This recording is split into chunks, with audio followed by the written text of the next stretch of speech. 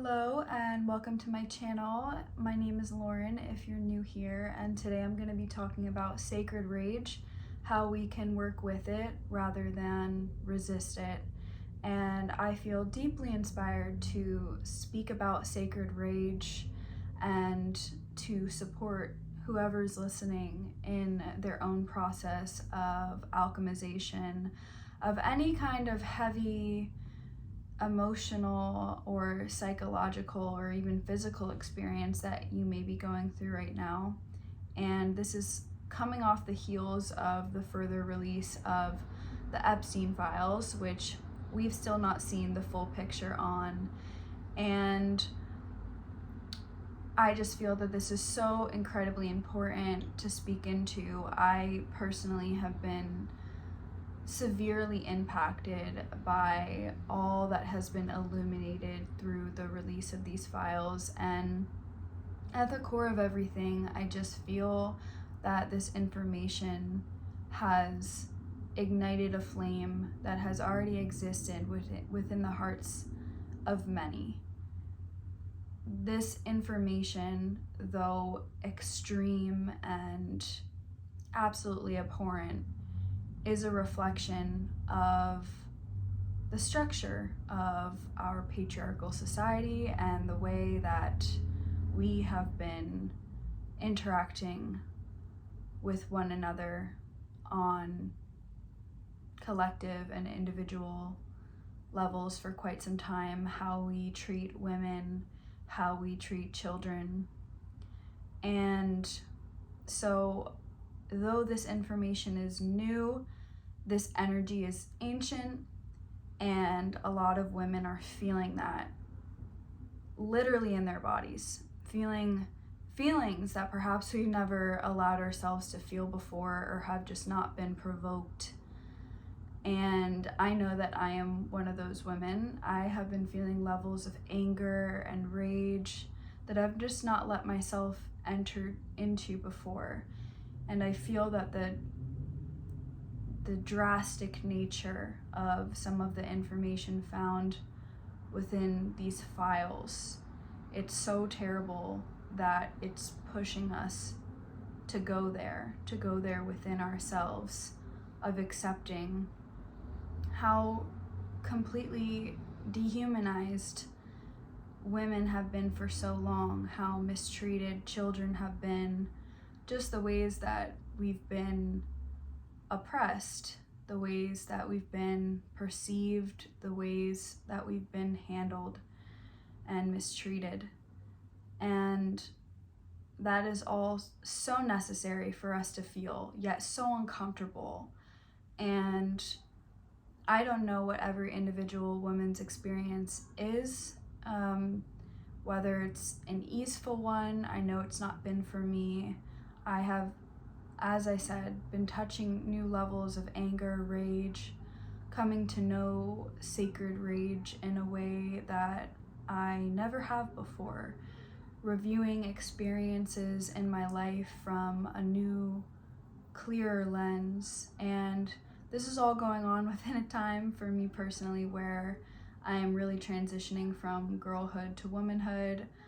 I'm 24 years old, so I just want you to know that I'm speaking from that age, I'm speaking from that perspective, and this is just a time where I'm really reckoning with my own girlhood and the ways that I internalized so much patriarchal harm, and the ways that I was on an external level harmed, whether it have been sexually, psychologically.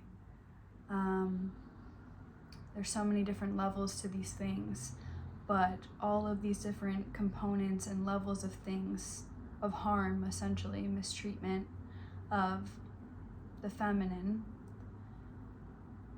it's just all really culminating in the body, and allowing us to examine our relationship to anger.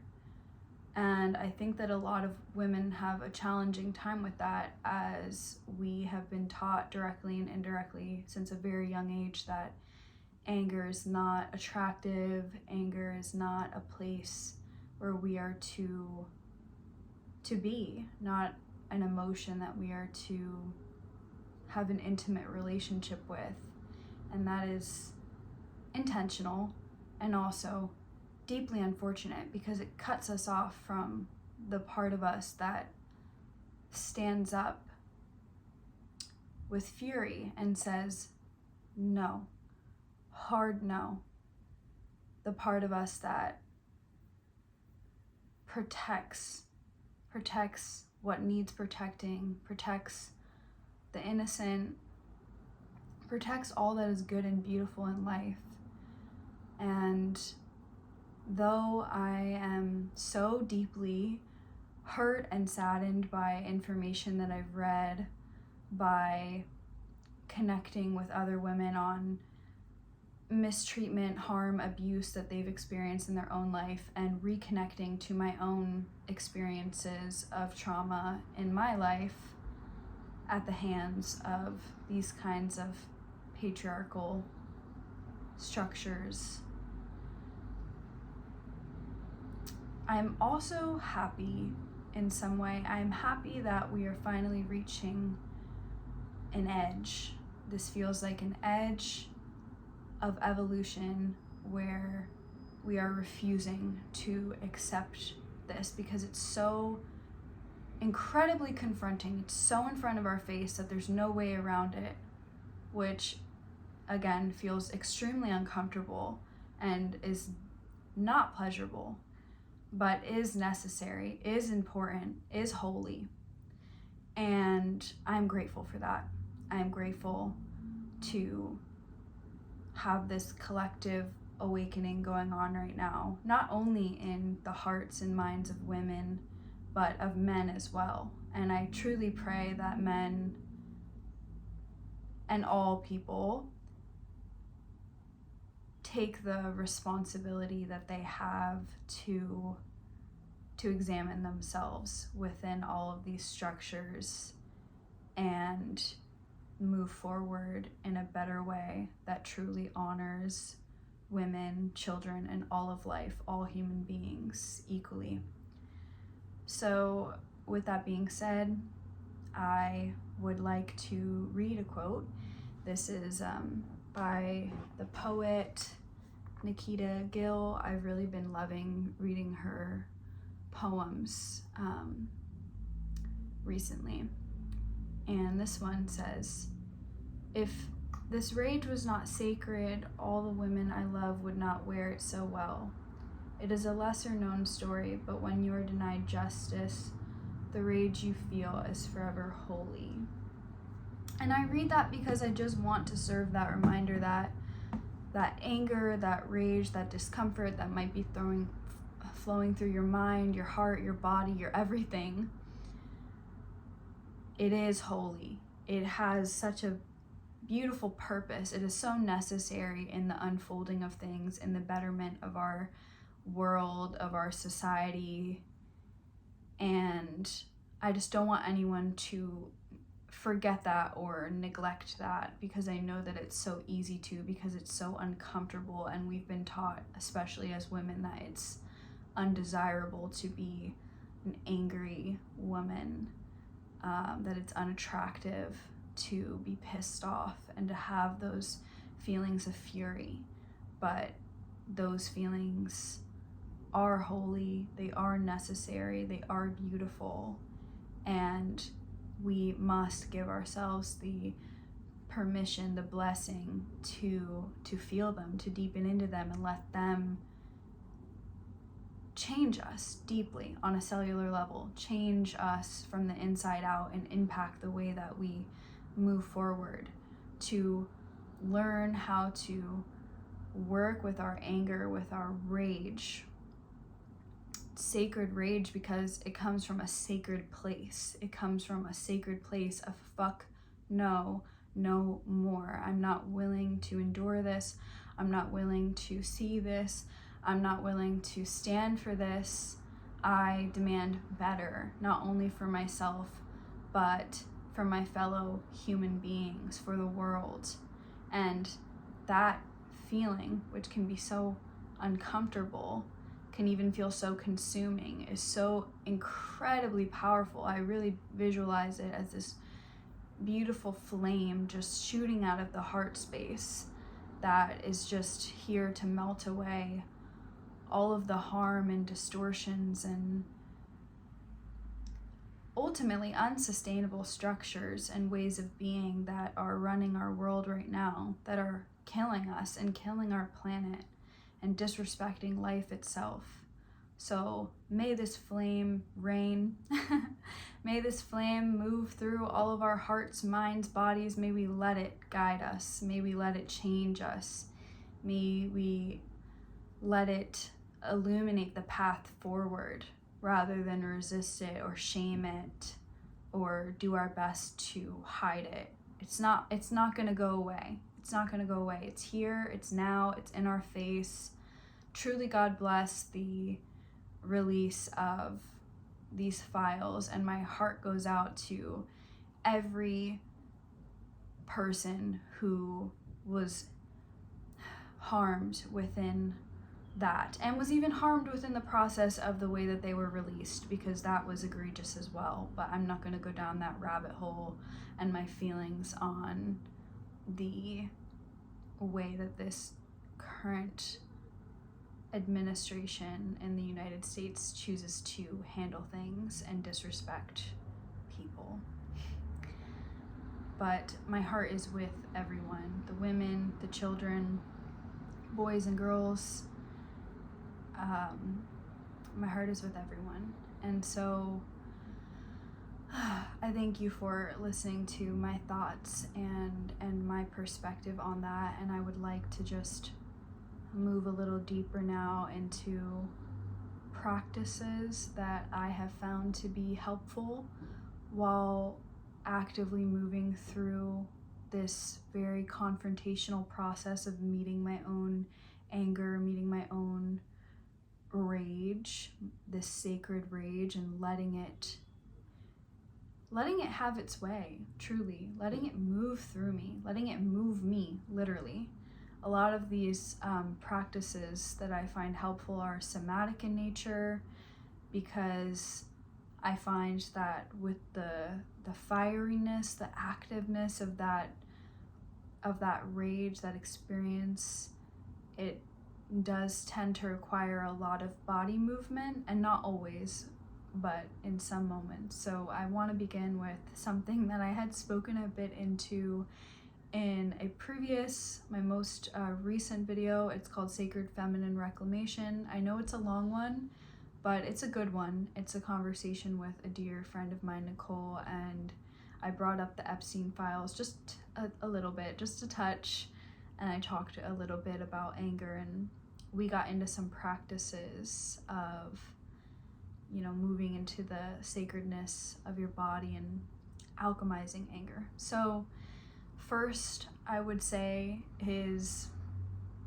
connecting with the body through movement such as dance, running, stretching, anything that just allows you to drop in and drop out of the mind a little bit, perhaps while playing some music, which in that video, Sacred Feminine Reclamation, I shouted out Everybody Scream by Florence and the Machine, and I'm gonna shout it out again.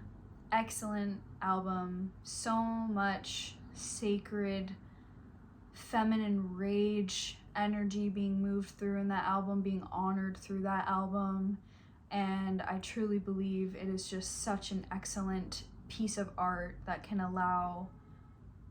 support women in allowing themselves to really go there. I love all of the songs on that album, truly, but my favorite song for this kind of practice is called Witch Dance, and there is just a part in this song where I literally go into a trance-like state, just feeling into the depth of energy that exists there for women, the depth of truth and feeling.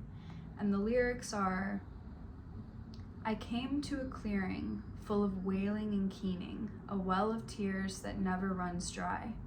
The women said, we've been waiting to meet you. It's only a matter of time. Thrust my fists in the ground, and the earth made a moaning sound. Oh, I could feel something shudder, deeper and deeper down. Oh my God, now me reading those lyrics do no justice to Florence singing it. So please listen to the song Witch Dance and let your body move, let your body dance. Oh, it's so powerful. So yeah, dancing can really help the energy move through, can really help you just tap in and own that through your own sensuality. Truly, any kind of sensual practice where you're connecting with your body right now and you're just letting yourself feel can be so deeply powerful. Another thing that I would recommend is connecting with a loved one who you can trust to have candid conversations with, whether that's a girlfriend, a lover, your mother, your father. I actually really, for as much as I love connecting with other women, because there is an innate resonance regarding this experience, I have really enjoyed having conversations with men about this right now, men who obviously have the capacity to go there. And I think that that's really hard for some men right now, because all of this is bringing up a lot of shame within them, even in micro ways or perhaps subconsciously. But it's important to have these conversations. It's important for them to let shame rise up, to meet it, to confront it. And all I can say is women deserve to be heard and listened to. And if you are a man listening and you have the capacity to give a woman in your life that space, then I highly encourage it. I think that a beautiful and tender role that men could be playing right now is checking in on the women in their life. Are you okay? What is your emotional experience right now? Is there anything I can do to support you? These kinds of things. So in general, just having conversations with loved ones, and beyond loved ones, perhaps a therapist.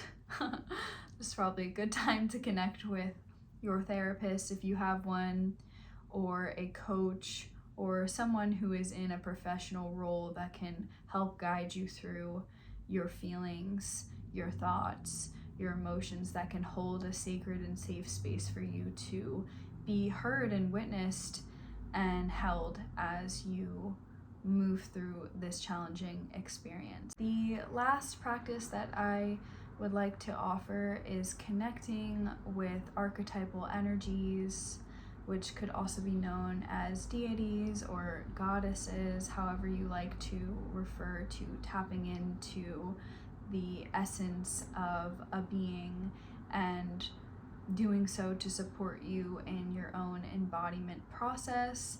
And I'm going to be offering 3 particular archetypes, energies that I work closely with in my own life that I feel are so deeply supportive within the experience of connecting with and honoring sacred rage. So one of them, first and foremost, Kali. This is a Hindu goddess who really, if you've seen pictures of her, is a little bit frightening in nature in the most intensely beautiful way. She is depicted with skulls around her neck, tongue out, just ready to burn it all down. And that's really what she serves as, this great mother presence who is here to burn all away that is distorted, that is untrue, that is harmful. And she comes to us, within us, to support us in showing up that way within our own life experience, not only for ourselves but for others, to stand up and say, no more. By all means necessary, I will burn this down. I will burn this to the ground so that something new can rise through the ashes, something true, something good, something holy, something honorable. So calling upon her and working with her energy can look as simple as getting quiet and still for a moment and invoking her name within your mind, lighting a candle for her, creating an altar for her, creating some kind of moment of sacred connection, of asking for her to come through. You could also do this through doing research upon her. I will link a good resource in the description of this video, but just connecting with her essence in some way, getting to know it, giving her offerings, trying to be in a relationship based on reciprocity with her, with this goddess, as she moves through you, as you learn from her and all that her medicine has to offer. Next, I would like to speak into Mary Magdalene as an archetype that you can work with to support you at this time. She was very much a real woman who walked this earth, an apostle in her own right, who spread the truth that each human being has a direct connection within to divine energy, and that we need no middleman to experience that, to get there, that we're already here. Simultaneously, she also represented the truth that our body, and particularly our sexuality, is sacred and holy. And through the release of these files, a lot of women are reconnecting to their bodies in a different way. A lot of women are reviewing the relationship that they have to their own body, the perception that they have had of their body for the entirety of their lives, and all of the ways that we have been made to hate our bodies and be at war with our bodies, view our bodies negatively. A lot of women are reckoning with that right now, and so working with Mary Magdalene can be incredibly supportive to connecting to the innate holiness of your own body, of your own temple, and coming to know yourself in this vessel, coming to love yourself in this vessel in a new way, perhaps in a way that you've not had the opportunity to your entire life. So she can be an incredibly powerful figure to work with, and a suggestion from me personally on how to connect with her is red roses. Buy yourself some red roses, get some rose oil, cook with rose water, connect with roses in some way. If you're familiar with my channel, you know how much I love roses, how much I believe in the power of roses and their healing essence and energy. So red roses in particular can be a beautiful way to connect with her or give her an offering. Finally, we have Mother Mary, who I highly recommend working with right now, because she can serve as this grounded space holder, this embodiment of unconditional love. Yes, she was the mother of Jesus, but she was also a strong, highly regarded high priestess in her own right, who was incredibly capable of directly connecting with unconditional love energy and spreading that. And so to me, working with her feels like hugging sunlight.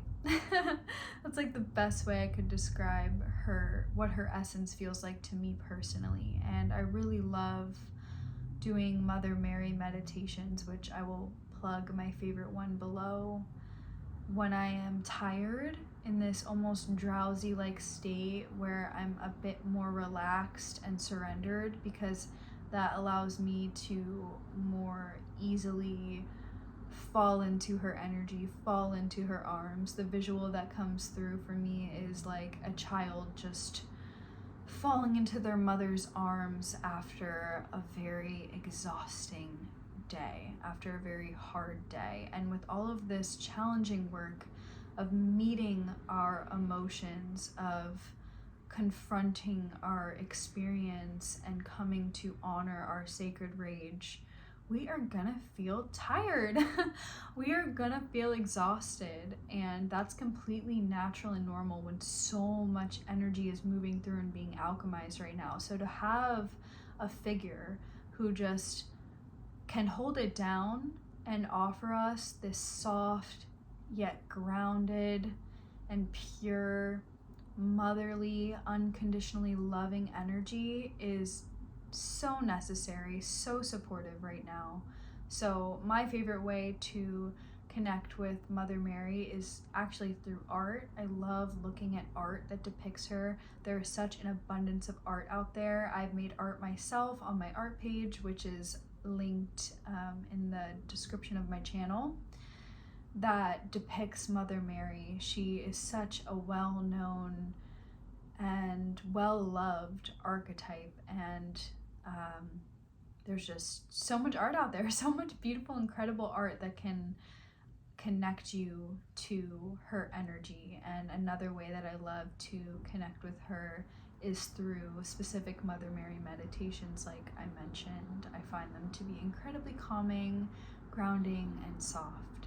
A deep moment of gratitude to all three of these archetypes that I mentioned: Kali Ma, Mary Magdalene, Mother Mary. I am so grateful to be able to connect with their essences, to be able to invoke them within and do my best to embody them in my own life experience, and ultimately be supported and guided by them, especially amidst these very challenging times that are bringing up a lot of discomfort and a lot of pain, quite honestly. And I pray that through connecting with them, you can feel supported in whatever way you need to be at this time to continue along in your journey and to honor what is here for you. I would like to wrap this video with a final poem by Nikita Gill that says, "Bless the angry women who give us hope, who build a better world with their fury." Please do not feel ashamed for your anger, for your rage. It is sacred, it is holy, it is necessary, it is a part of the betterment of our world. Your sacred rage is a part of the weaving of healing into this society, and we need more of it. We need more of it, and it is absolutely possible to work with it in a way that is productive, that is beneficial. The fire, the flame that lives within all of us, that it has been lit on a deeper level than ever within our heart space, does not have to consume us. It is not meant to consume us. It is meant to guide us. It is meant to move us. It is meant to melt away all that no longer serves, all that is not in truth, all that is not in support of a world that is genuinely loving and sustainable for all of life. So I pray that we all honor our sacred rage and allow ourselves to deepen into it, especially as women. And I thank you for being here with me, for listening to my thoughts and my perspective. I pray that the practices that I offered genuinely support you, and I pray that you take care now more than ever, and I will see you in a new video soon.